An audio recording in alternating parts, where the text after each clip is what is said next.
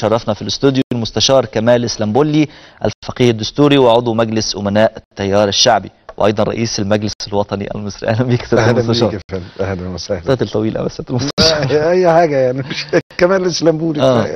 سياده المستشار، بدايه خلينا نتحدث عن الحدث الابرز النهارده، وهو القبض على القيادي الاخواني محمد البلتاجي، وشايف قد ايه ده ممكن يأثر على مظاهرات الغد؟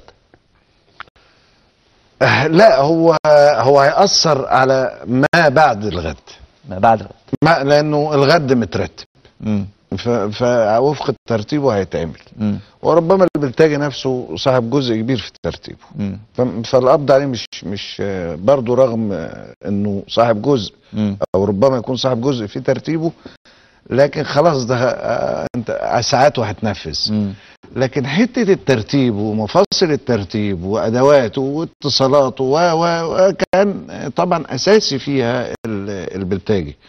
البلتاجي يعتبر القبض عليه انا من وجهه نظري يعني هي اكبر لطمه واكبر ناب من انياب الافعى الحاليه في التنظيم اللي تحمل سموم كثيرة جدا، هي محمد البلتاجي. فالقبض عليه النهارده مؤثر فيما هو قادم، يؤثر كثيرا فيما هو قادم. ليه بقى محمد البلتاجي بالذات؟ يعني لو نرجع لورا شويه، محمد البلتاجي كان يعد انه يتولى رئيس المخابرات، وزير داخليه الجماعه، واخد بال حضرتك، رئيس المخابرات. يعني هو كان يطمح انه في يوم من الايام يبقى حاجه في المجال ده، فما جاتش معاه ودخل الجماعه وبتاع. فطيب بما ان الجماعه جت السلطه، يبقى اللي ما نلحقوش بالعلم نلحقه بالمجامله، يعني من ابن صخب المخيل، يعني ما نلحقوش بقى بالعلم، فبين المخيل بقى بتاع الاخوان في فتره السنه، يبقى انا ابن صخب المخيل امسك بقى المخابرات وامسك التنظيم وامسك مش عارف ايه الى اخر هذه الكوارث اللي كانت داخله فيها مصر. تخيل شخصيه زي البلتاجي لو كانت بتفرض انها تمسك المخابرات العامه المصريه، يبقى الدنيا كانت رايحه فيه. ففضلا على انه هو ابن التنظيم، وفضلا عن انه من خلال المتتبع لتصريحات الرجل هي كلها بتسير في فلك العنف والظاهره الحنجريه. يعني هم الاخوان بياخدوك بايه؟ بطريقه خدوهم بالصوت قبل ما يغلبوكم. يعمل لك حاله من الفزع ومن الرعب، حتى في المجتمع في شخصيات بالمنظر ده يعني. فتفاجئ ان الحنجره اكبر بكثير من الفعل يعني. فلا، هي خطوة مهمة، لكن مش طبعا لا تنسى ان محمود عزت هو يظل الرجل الاهم. يعني الراجل كان في الشباب الناس بتلعب بومب العيال، وهو بيعمل قنابل يدوية. فلك ان تتخيل الشخصية دي تبقى هي اللي على رأس التنظيم النهارده. ف هي خطوة مهمة في اجهاض هذا الطب. بس انا عايز اقول بقى حاجة، انا مش عايز اركز قوي في اني مش في التعامل وانما في التفكير.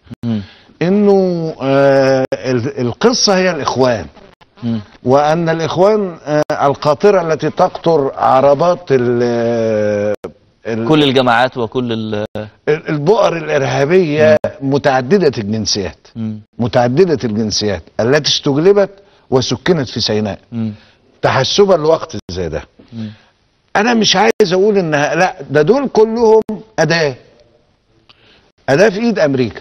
العدو الحقيقي هم الامريكان، وليسوا الامريكان في حد ذاتهم انما هم لافته وذراع العدو الحقيقي الصهيونيه، المشروع الصهيوني الذي يحرك ويستخدم امريكا لتوظيفه وترسيخه. وامريكا بتستخدم ادوات زي الاخوان، زي التيارات الاسلاميه تعتمد على الراديكاليه الدينيه، في نفس الوقت تعتمد على رموز ليبراليه شوف المتناقض عشان تلعب بالمتناقضات. وده اللي فسر لسيادتك على ليه 6 ابريل مره ضد الاخوان زمان، ثم 6 ابريل مع الاخوان في مشهد، ثم وقت الانتخابات ما بتكلمش على كل 6 ابريل. يعني في عندنا جبهتين، الجبهه الديمقراطيه وجبهه وغيرهم. لكن اتكلم على الذين مرتبطين بيد الامريكان، لان امريكا بتلعب بالمشهد على راس مارونيت. اخوان شخصيات رموز ليبراليه، بعض الفصائل الاخرى شخصيات ليبراليه بعينها. يعني البرادعي ده تسميه ايه؟ عم شكشك؟ لا يعني خلينا لا انا اطلقت عليه شكشك. لا انا بقول خلينا على مسؤوليتي. خلينا نقول محمد البرادعي يا باشا. شكشك على مسؤوليتي انا، واللي عايز يجي يقف قصادي يقف. لا شكشك. هو في ايه بعد الخيانه الوطنيه؟ بنطبطب ليه؟ انت بتعتبرها خيانه وطنيه؟ طبعا خيانه وطنيه، مش تعبير عن موقف في لحظه مش تعبير. الجندي اللي بيهرب من الميدان، وده انا اول تعبير قلته من زمان. يعني اولا انا في نص رمضان توقعت ان شكشك، وده مسجل في القناه الفضائيه، يوم فض الاعتصام هيقدم استقالته. فحتى سالوني بعد كده انت قلت في نص، يعني مبكرا جدا في نص رمضان، انه يوم ما هتفض الاعتصام البرادعي هيقدم استقالته. انت بنيت ده على ايه؟ فقلت لهم بنيته على انه اداه زي ادوات الاخوان في ايد الامريكان، فلما هيجي له حيثيات الاستقاله واستقيل ناو هيستقيل ناو. انت كان مشكلتك يا سياده المستشار مع الاستقاله في هذا التوقيت، ولا مع المسببات اللي ذكرها في الاستقاله؟ الاثنين. وستجد لو في يوم من الايام تعرضت مصر لا قدر الله الى اي اجراء دولي، هتلاقي الحيثيات بتاع استقاله البرادعي في نفس الاجراء الدولي. وتذكرها يعني احفظوا في البرنامج المحور اهو، عشان ربما نجي لها في يوم من الايام تاني ونيجي ونقعد واقول انا قلت قدام سيادتك كذا كذا كذا وحصل. حتى ان انا طلعت بعد كده يوم سبت قلت لهم عم شكشك مسافر بكره، امنعوهم السفر، وهيطلع يستخدم كل الوسائل، وهو يستخدم في محاربه مصر. وقد كان. تاني يوم الحد سافر، بس انا قلت لهم هيطلع بكره يسافر على فرنسا، على اساس انه كان فرنسا هيطلع حته تانيه. هو طلع سافر راح النمسا، ومن النمسا على بروكسل. مين اللي قابله هناك؟ اكيد معلومات بروكسل دي. طبعا احد القاده المهمين في التنظيم العالمي هو اللي قابله. ورايح فين؟ رايح يعني عشان في اعضاء من حزب الدستور بينفوا الاتحاد الاوروبي. مفيش حد بينفي الا برضه اللي ما زالوا مرتبطين بهذه الدوائر، الذين ما زالوا يرتبطوا بهذه الدوائر، الذين يستمرؤون. يا سيدي الفاضل، حين يتعلق الامر بان مصر تكون او لا تكون، ويتعلق الامر بسلم اهلي ووحده تراب وطني، مفيش هزار، ما بنحسس. ولذلك دي بالمناسبه الجماعه اللي بتطنطن وعايزين لنا بلاوي زرقاء ويتكلموا على مصالحه مع مين؟ انت بتتصالح مع مين؟ انت مش هنا. في ايه ده بلاوي انت بتخبيها لنا؟ انا ادرك ان في كواليس السياسه ان ربما يكون هذه التصريحات التي صدرت، على فكره انا واحد من، يعني انا لما جي في الوزاره انا رشحت واحد من 3، يعني رشحت 3 ياخدوا منها واحد. كان دكتور حسام عيسى، دكتور حازم الببلاوي، دكتور علي السنبي. يعني انا ما كنتش ضد الدكتور حازم الببلاوي وما زلت مش ضده، لكن انا بقول انه كواليس. طب ما هو دكتور حازم الببلاوي طلع وقال يعني الحديث عن حل الجماعه مش او حل الحزب ده مش حل ومش طريق يجب ان ناخذه وغيره. ما هو انا بعقب بقى عليه انه جانبه الصواب في هذه التصريحات، وانها غير سديده، وانها لا تتسم برؤيه سياسيه مستقبليه عالقه خالصه للوطن، وانما متاثره ربما من وراء الكواليس بضغوط دوليه، بحسابات دوليه، فبيخليه يطلع التصريح ده في الوقت. لا، ما فيش هزار مع موضوع انت انا اماين مع التدخل الدولي السياسي والدبلوماسي، انصاع له او ابقى مرن. بلاش انصياع، لان الانصياع ده مرفوض في جميع الاحوال. ابقى مرن معاه امتى؟ لما يبقى الموضوع مش على خراب بيتي، لكن لما يبقى الموضوع على خراب بيتي ايوه، لمن اراد ان يحتكم لصوت عقله ولم يكن محرضا في اعمال ارهابيه سواء بقتل او بتحريق او شروع فيه او بتخريب منشآت او فاعل في هذه الجرائم وانه عايز بقى ينخرط في المجتمع. ينخرط يعني كان مدلس عليه فكريا وعايز ينخرط، بس هتنخرط على ايه؟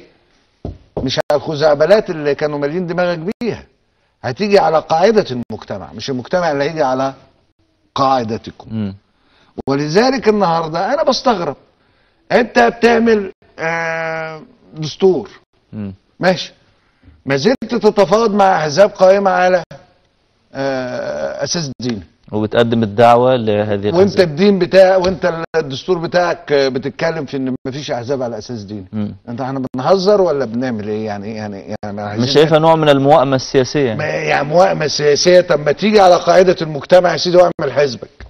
ايه الموائمه السياسيه يعني هو الامور لازم تبقى فيها وضوح شديد. صحيح انا اعلم ان السياسه فيها مش دوما اللون الاسود ودوما اللون الابيض، صحيح، وانما فيها اللون الرمادي ليكسبك مؤيدي الاسود ومؤيدي الابيض.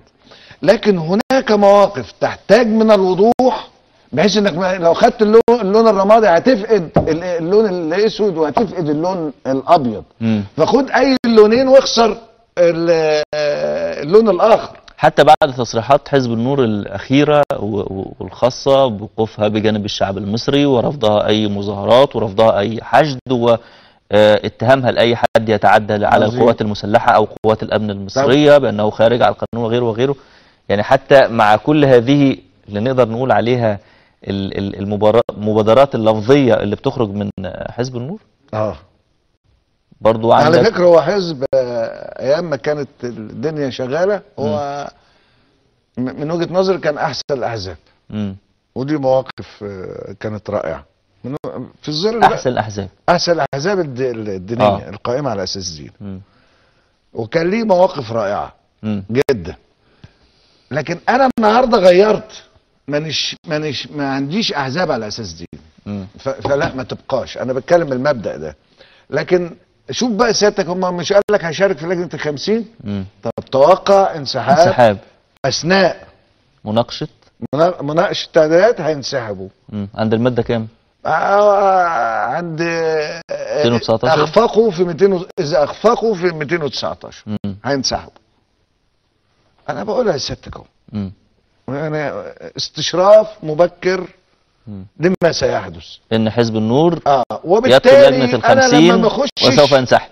ايوه هينسحب، اما ما اخشش من دلوقتي ولا حاجه. لكن الدوي ان انا اخش ثم اندد بالعمل جوه اللجنه، وبالتالي اسجل موقفا بناء على هذا التنديد بان انا اخرج من هذه اللجنه، وبالتالي يبقى كرسي في القلوب. صحيح. مستشار كمال الاسلامبولي الفقيه الدستوري وعضو مجلس امناء التيار الشعبي، حديثك ما تتمش الدقائق بتاع بدل الفائد التعويض عن هنكررها وهنضاعفها ونضربها في 10 المره الجايه في اللقاء القادم. احنا ما قلناش حاجه خالص. لا ان شاء الله، يعني حديثك ممتع سياده المستشار، ربنا يبارك فيك واتمنى تكراره مره ثانيه ان شاء الله. وانا بتمنى يا جماعه بلاش تطبيل، ولا لان التطبيل هيجيب بلاوي، وبخص بهذا الكلام. تطبيل ولا طبطبه؟ لا تطبيل. تطبيل للغرب، طبل لحته في الغرب يعني اروجها له، اللي هي ايه؟ ما تحلوش الجمعيه دي مش ارهابيه، دي مش عارف ايه. لانه النيابه النهارده لما هي بتعمل، وعلى فكره قصه شكشك دي يعني شك يعني محوطه بالشكوك، مش لازم الشخصيه يعني مش قصدك يعني الشخصيه الكرتونيه، بس بتتكلم في الشكوك. شخصيه محاطه بالشكوك. الحته النيابه العامه بتوجه بانه الناس بترتكب بتنتمي لتنظيم ارهابي. طيب منين النيابه احنا ننتظر احكام قضائيه بقى يا سياده المستشار؟ ما انتش عايز تصف ان التنظيم